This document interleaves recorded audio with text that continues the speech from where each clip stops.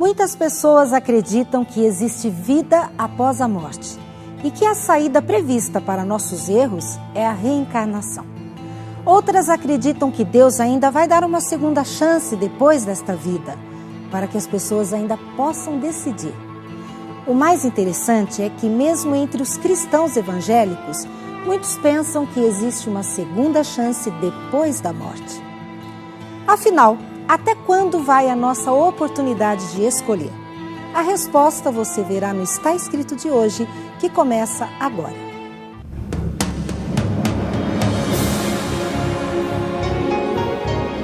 Ele permaneceu através dos tempos. O livro de Deus, a Bíblia. Indispensável em nosso mundo complexo. Está escrito. Transmitindo esperança ao redor do mundo. Apresentado por Fernando Iglesias. Lucas nasceu num lar cristão. Desde pequeno aprendeu na Bíblia o caminho da salvação. Tornou-se um jovem inteligente e sempre estava interessado na Bíblia como a fonte da verdade. Mas de repente, como que num passe de mágica, as suas prioridades começaram a mudar. As amizades de antes já não serviam mais. Ele questionou a sua fé, teve dúvidas, mas ao invés de tentar buscar a solução na Bíblia, foi se afastando de Deus sem deixar com que Ele respondesse às suas dúvidas. Chegou a um ponto que não dava mais para suportar. Ele não podia mais continuar vivendo com gente que ele não suportava. Finalmente ele fez uma decisão drástica. Abandonou a Deus e a tudo aquilo que estava ligado com a sua vida anterior com o Senhor. Abandonou amigos, paixões, tudo. Ele só não sabia que o inesperado estava para acontecer.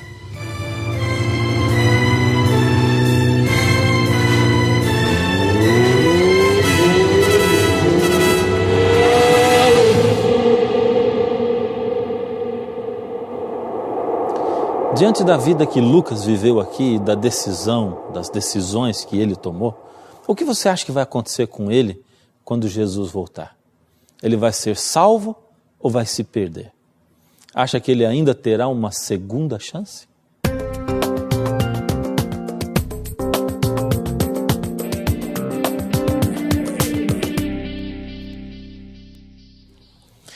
Você sabe que muitas pessoas têm acreditado que existe vida depois da morte e que a saída prevista para os nossos erros é a reencarnação.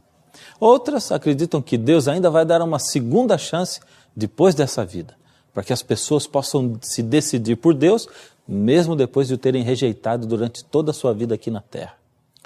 Afinal, quantas chances temos depois dessa vida que vivemos aqui na Terra? Numa matéria de capa, a revista Veja colocou uma declaração da modelo Raika, que é espírita, e disse o seguinte: o que mais gosto em minha religião é que sempre temos uma segunda chance. Será que isso é verdade? O mais interessante é que mesmo entre os cristãos evangélicos, existem muitos que pensam que antes de Jesus voltar, haverá 1000 anos de chance para que as pessoas possam se arrepender, ou seja, uma segunda chance de 1000 anos. Será que podemos viver essa vida como nós bem entendemos e estar certos de que Deus nos dará ainda mais uma chance após a morte? Ou será que essa é a nossa única chance? Para termos a resposta disso, é só a gente estudar sobre a vinda de Jesus. Pois a Bíblia estabelece que o dia da vinda de Jesus é o dia do juízo, ou seja, é o dia em que o destino de todas as pessoas será definido. Veja essa declaração de Jesus sobre a sua segunda vinda. Está em Mateus 24, 30 e 31. Então aparecerá no céu o sinal do Filho do Homem. Todos os povos da terra se lamentarão e verão o Filho do Homem vindo sobre as nuvens do céu, com poder e muita glória.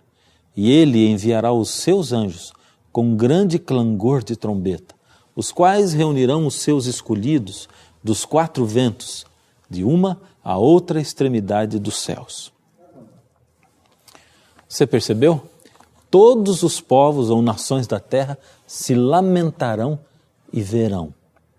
embora esse verso seja muito interessante, ele deixa no ar assim algumas dúvidas. Primeiro, por que quando Jesus voltar muitos se lamentarão? Segundo, quem são os escolhidos de Jesus a quem os anjos vão buscar? 1 Tessalonicenses 4:16 nos dá a resposta completa. Porquanto o Senhor mesmo, dada a sua palavra de ordem, ouvida a voz do arcanjo, e ressoada a trombeta de Deus, descerá dos céus, e os mortos em Cristo ressuscitarão primeiro. Então vamos estabelecer agora alguns acontecimentos que marcam a segunda vinda de Jesus. Em primeiro lugar, Jesus dá uma palavra de ordem. Em segundo, os mortos em Cristo ressuscitam primeiro. Quem são os mortos em Cristo? Bem, aqueles que se entregaram a Ele enquanto viveram aqui na terra. E se eles ressuscitam primeiro, quer dizer que aqueles que não escolheram Jesus não ressuscitam, permanecem mortos. Você percebeu que esse texto divide em dois o grupo dos que já estão mortos? Primeiro, os que morreram em Cristo. Segundo, os que não morreram em Cristo. Quando Jesus voltar, os que morreram em Cristo ressuscitarão primeiro. E os que não morreram em Cristo permanecem mortos. O que deverá acontecer com os mortos em Cristo que ressuscitarão e juntamente com aqueles fiéis a Jesus que já estarão vivos na ocasião da volta de Jesus? Voltemos ao texto, 1 Tessalonicenses 4, verso 17. Depois nós, os vivos, os que ficarmos, seremos arrebatados juntamente com eles, ou seja, juntamente com os que morreram em Cristo e ressuscitaram, entre as nuvens para o encontro do Senhor nos ares. E assim estaremos para sempre com o Senhor. Viu só? Jesus volta, os mortos em Cristo ressuscitam e se unem aos fiéis a Jesus que estavam vivos. E todos eles são levados para o céu. Você não vive a vida sonhando em viver num mundo sem violência, sem doença, sem morte, sem injustiça? Você não vive cobrando de Deus que Ele faça alguma coisa para resolver a situação do mundo? Pois é assim que Jesus vai cumprir tudo o que Ele prometeu e resolver a situação do mundo.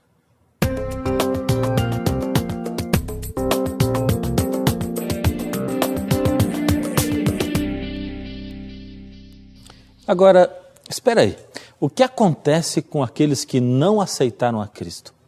Sim, porque ainda temos dois grupos dos que não aceitaram a Jesus. Vamos chamar esse grupo de os iníquos, ou melhor, os ímpios.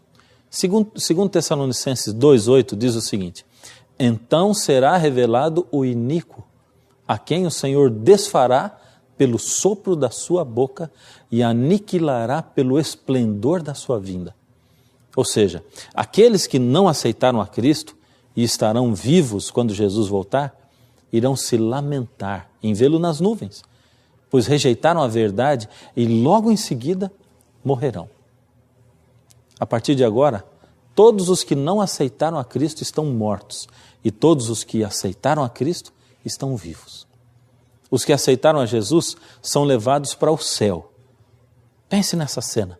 Pessoas de todas as épocas que aceitaram a Cristo estarão vivas com o Senhor Jesus. Apocalipse 20, verso 5, reforça essa ideia dizendo: esta é a primeira ressurreição. Bem-aventurado e santo é aquele que tem parte na primeira ressurreição. Sobre esses, a segunda morte não tem autoridade. Como você pode ver, a Bíblia fala a respeito de duas ressurreições. Primeiro, a ressurreição da vida. Segundo, a ressurreição do juízo. Isso fica bem claro em João capítulo 5, 28, onde diz: não vos maravilheis disto, porque vem a hora em que todos os que se acham nos túmulos ouvirão a sua voz e sairão. Os que tiverem feito o bem para a ressurreição da vida e os que tiverem praticado o mal para a ressurreição do juízo. Bom, nós já vimos que a ressurreição da vida vai acontecer no dia da vinda de Jesus. Mas quando vai acontecer a segunda ressurreição, a ressurreição do juízo, da qual fala a Bíblia?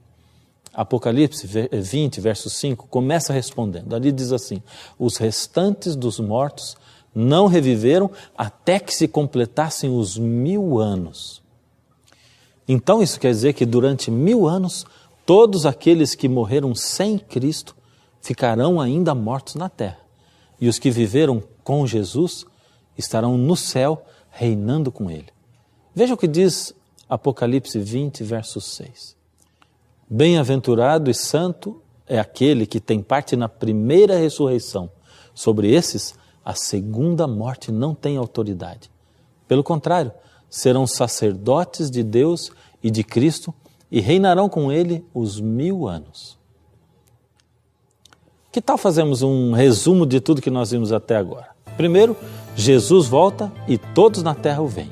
Segundo, os que morreram crendo em Cristo ressuscitam. Terceiro, os que estão vivos e não aceitaram a Cristo morrem. Quarto, todos os que ficaram vivos, vamos chamá-los de os justos, são levados para o céu. Quinto, todos os que estavam mortos sem crer em Cristo, juntamente com os que morreram porque não escolheram a Jesus em suas vidas na terra, permanecem mortos na terra. Estes formam o grupo daqueles que nós vamos chamar de os ímpios. Começa então um período de 1000 anos. Agora imagine só como fica a terra durante esses 1000 anos. Os que escolheram Jesus estão no céu com Ele. Os que não o escolheram estão mortos na terra, embaixo da terra. Satanás agora não tem a quem tentar, não tem aonde ir, nem o que fazer. Apocalipse 20, de 1 a 7, declara que por todas essas circunstâncias, Satanás ficará como que preso, acorrentado. Veja o que diz o texto. Então vi descer do céu um anjo, tinha na mão a chave do abismo e uma grande corrente. Ele segurou o dragão, a antiga serpente, que é o diabo, Satanás, e o prendeu por 1000 anos. Lançou-o no abismo, fechou-o e pôs selo sobre ele, para que não mais enganasse as nações até se completarem os 1000 anos. Depois disso, é necessário que ele seja solto por pouco tempo. Logicamente que essa linguagem é figurada. Não haverá nenhum anjo descendo com uma corrente enorme para prender Satanás. É que, sem ter o que fazer na terra, sem ter a quem tentar, sem ter aonde ir, Satanás fica preso por uma cadeia de circunstâncias. Ele vai ter tempo, então, para pensar em tudo o que ele fez durante todo esse tempo em que Deus ainda estava dando oportunidades aos seres humanos.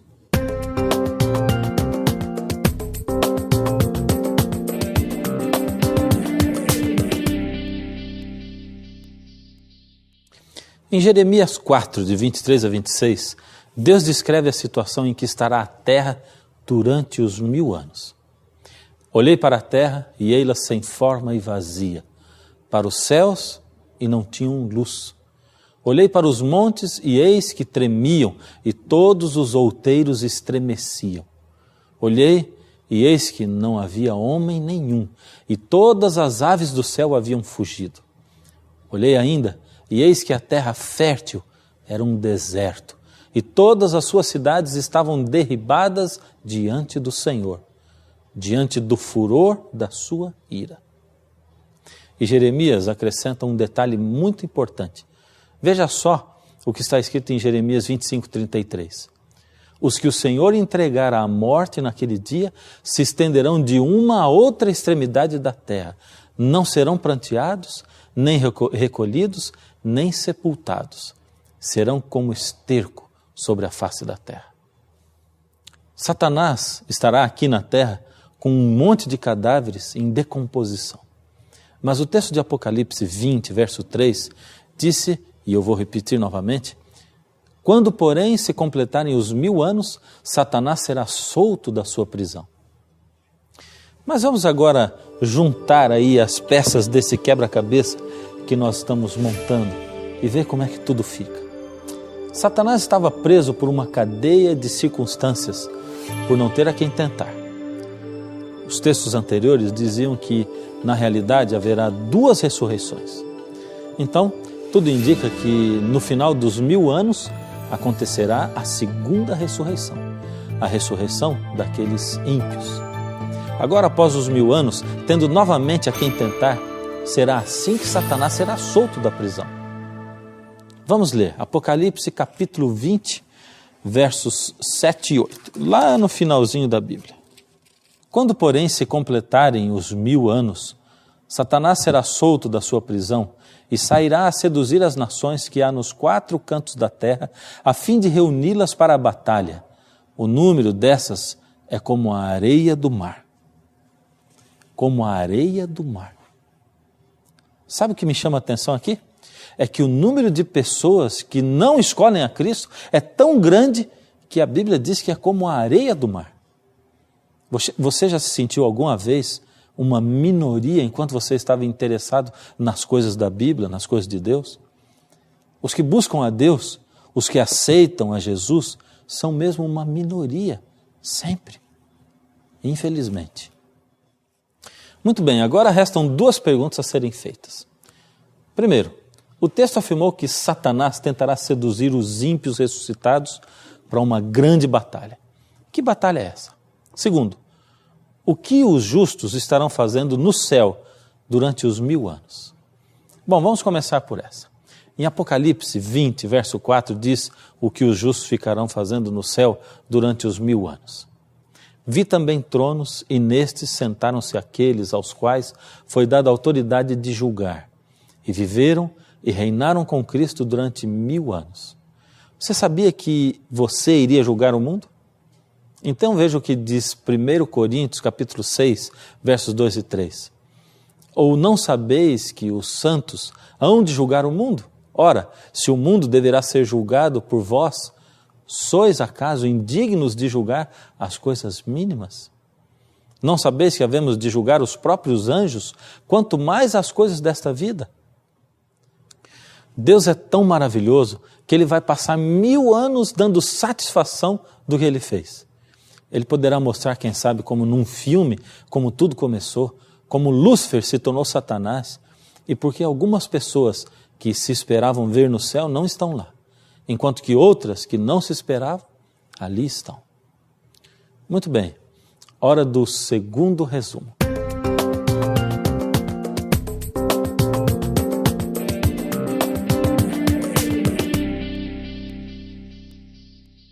Muito bem, agora é hora do segundo resumo. O resumo do que vai estar acontecendo durante os 1000 anos. Jesus estará no céu com aqueles que o escolheram. Ele estará dando satisfações, ou seja, deixando que cada um julgue por si mesmo se Deus foi justo em tudo que fez. Os que morreram sem aceitar a Jesus estarão mortos na terra. A terra estará desolada. Satanás, sem ter a quem tentar, estará preso na terra. Agora a segunda pergunta.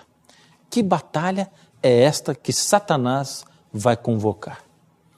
Vamos ver agora em sequência os acontecimentos do fim dos 1000 anos. Primeiro, os ímpios ressuscitam. Esta é a segunda ressurreição. Está relatada em Apocalipse capítulo 20, verso 5. Os outros mortos não reviveram até que se completassem os 1000 anos. Segundo, a cidade santa desce do céu. Apocalipse 21, 1 e 2 diz: E eu, João, vi um novo céu e uma nova terra. Vi também a cidade santa, a nova Jerusalém, que descia do céu da parte de Deus, ataviada como noiva adornada para o seu esposo. Terceiro, Satanás reúne a grande multidão dos ímpios e marcha contra a cidade santa a fim de guerrear contra ela. Apocalipse 20, versos 7 e 8, relata o seguinte: Quando, porém, se completarem os 1000 anos, Satanás será solto da sua prisão e sairá a enganar as nações, cujo número é como a areia do mar, para ajuntar para a grande batalha. Apocalipse 20, verso 9, completa. Marcharam então pela superfície da terra e sitiaram o acampamento dos santos e a cidade querida. Enquanto Satanás reúne a todos os ímpios para uma guerra contra a cidade santa, lá onde estão os salvos, de repente, como que numa tela panorâmica, será apresentado diante de todos a história da redenção, desde o início. Então, Satanás ainda tentará convencer os ímpios a levar o seu plano avante. Tudo será em vão, pois haverá entre os ímpios tão grande desentendimento que antes que eles se destruam uns aos outros, se cumprirá o que está escrito em Apocalipse, capítulo 20, verso 9. Apocalipse 20, verso 9. Marcharam então pela superfície da terra e sitiaram o acampamento dos santos e a cidade querida. Desceu, porém, fogo do céu e os consumiu. Malaquias 4, verso 1, descreve também que alguns serão como palha e não haverá nem raiz nem ramos. O mesmo fogo que os consome purifica a terra. E os salvos terão o privilégio de ver o Senhor Jesus recriar a terra. E a terra será o centro do universo todo. Desde o Éden, quando o homem escolheu Satanás como seu Deus no lugar de Deus, Deus tem suportado calado as muitas injustiças que acontecem nesse mundo. Deus tem assistido calado a muitas barbaridades que acontecem com seus filhos. Durante séculos, Deus tem dado oportunidade aos seres humanos para se arrependerem e ouvirem a sua voz. Ele tem ouvido seus filhos clamarem por justiça, mas ainda não era a hora dele fazer nada. Agora sim chegou a hora de Deus acabar de uma vez por todas com o mal que domina esse mundo. Chegou a hora de acabar com a injustiça, com os gritos silenciosos de terror. Chegou a hora de Deus fazer justiça pelos seus filhos. O próprio João descreveu em Apocalipse 21, verso 3. Eis o tabernáculo de Deus com os homens. Deus habitará com eles. Eles serão povos de Deus e Deus mesmo estará com eles. Onde você vai estar? Entre os que aceitaram a Jesus ou entre os que o rejeitaram?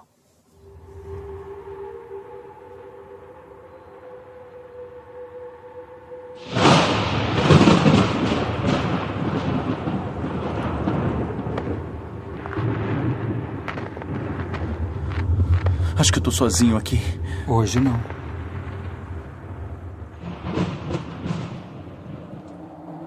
Um anjo? Jader, um anjo a serviço do governo de Deus. Aqui nesse lugar? Desde que o milênio começou, a Terra estava isolada. Poderia me dizer que lugar é este? Estamos no cemitério da sua cidade. Cemitério? Então eu conheço as pessoas que foram sepultadas aqui? Teixeira Rodrigues. O Carioca. Arlindo Lopes. O irmão Arlindo. E esses aqui? Por que estão abertos? São de pessoas que ressuscitaram no dia em que Jesus retornou à Terra. A primeira ressurreição? A ressurreição dos justos. Sei. E esse aqui? De quem é?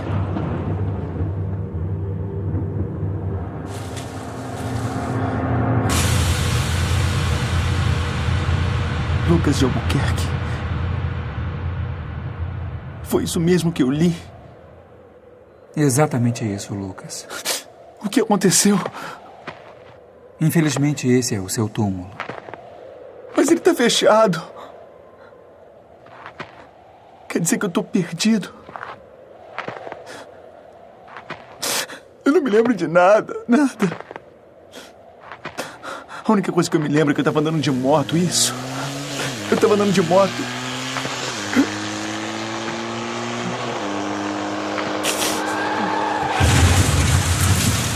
Por que você não impediu? Nós não fazemos nada que venha ferir o princípio da liberdade. Cada pessoa tem que escolher seu próprio destino. Você, por exemplo, quando se tornou rapaz, lentamente foi deixando os caminhos de Deus, envolvendo-se, entre outras coisas, com aquilo que acabou destruindo a sua vida. Quer dizer que nunca mais verei as pessoas que eu amo? Deixarei de existir por toda a eternidade? Sim, Lucas. Em meu coração existe um vazio. Uma dor indescritível. Não há nenhuma chance para mim? Infelizmente, não. A porta da graça se fechou pouco mais de 1000 anos atrás. Todos os salvos estão vivos, redimidos e restaurados para sempre.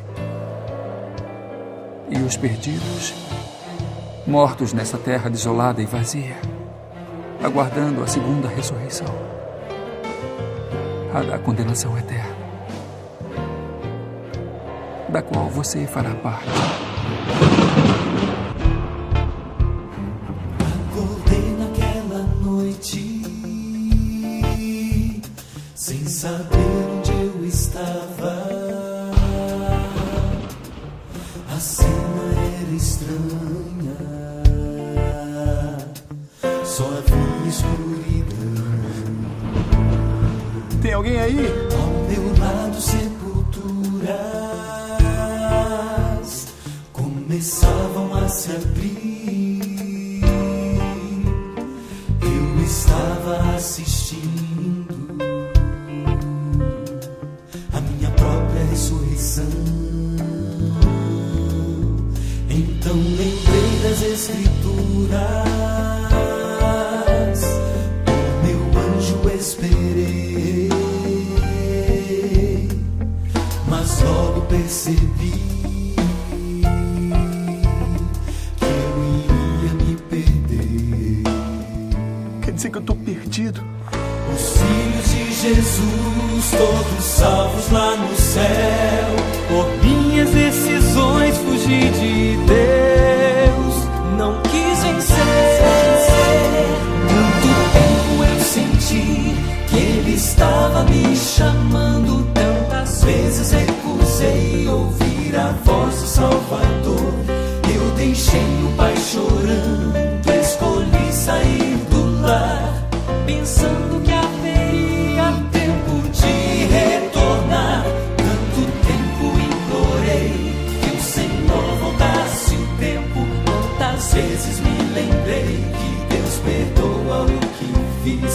Eu apenas não lembrei que o tempo aqui não é eterno. E o Pai que volta ao tempo tornou-se agora meu juiz. O meu desejo era dar-lhe as boas-vindas no céu, levá-lo ao encontro de Jesus. Meu choro então cessou, meu corpo todo estremeceu. Relâmpagos, trovões, e o mundo contemplou. Tão linda como noiva pra encontrar o seu amor. Desceu Jerusalém então no céu, se iluminou. Tanto tempo eu senti que Ele estava me chamando. Tantas vezes recusei ouvir a voz do Salvador. Eu deixei o pai chorando, escolhi sair do lar, pensando que haveria tempo de retornar. Tanto tempo implorei que o Senhor voltasse o tempo. Tantas vezes me lembrei que Deus perdoa o que fiz. Eu apenas não lembrei que o tempo aqui não é eterno. E o Pai que volta ao tempo tornou-se agora meu juiz.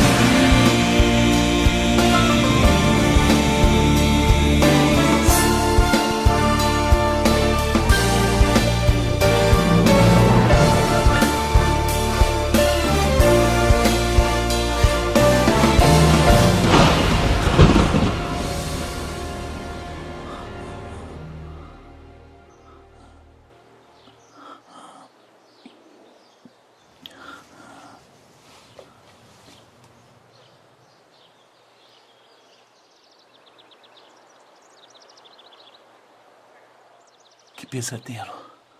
Perdido para sempre. Mas eu tô vivo.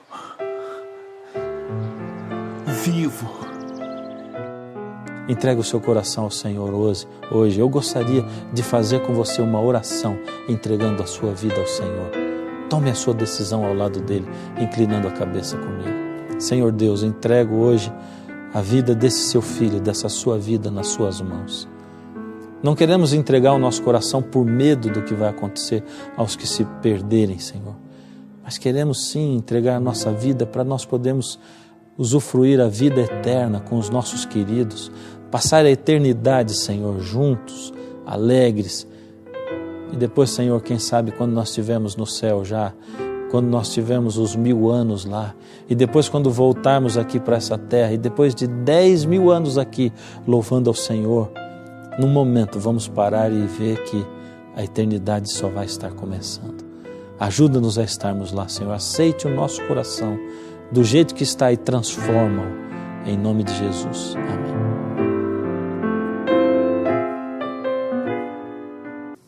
No programa de hoje ficou claro que a única chance que temos é agora, nesta vida. O passado já se foi e o amanhã ainda não chegou. Por isso, aproveite agora esta oportunidade para se entregar para o seu Salvador. Se você quer saber mais sobre os assuntos que falamos aqui no Está Escrito, ligue para a gente, mande um e-mail, escreva uma carta e receba em sua casa inteiramente grátis a revista Princípios, onde você aprenderá mais sobre o tema que acabou de assistir. E se você tem alguma dúvida, pode procurar o plantão de dúvidas do Está Escrito. Temos uma equipe esperando por você. O seu contato é muito importante para a gente. Não esqueça que nós temos um encontro marcado no próximo programa. E até lá, mantenha sempre na sua mente. Está escrito, nem só de pão viverá o homem, mas de toda palavra que sai da boca de Deus.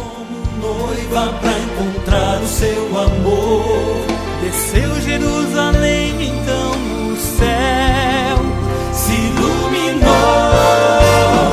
Tanto tempo eu senti que ele estava me chamando, tantas vezes recusei ouvir a voz do Salvador. Eu deixei o pai chorando, escolhi sair do lar, pensando que haveria tempo de retornar. Muito tempo implorei que o Senhor voltasse o tempo, tantas vezes me lembrei que Deus perdoa o que fiz. Eu apenas não lembrei que o tempo aqui não é eterno, e o Pai que volta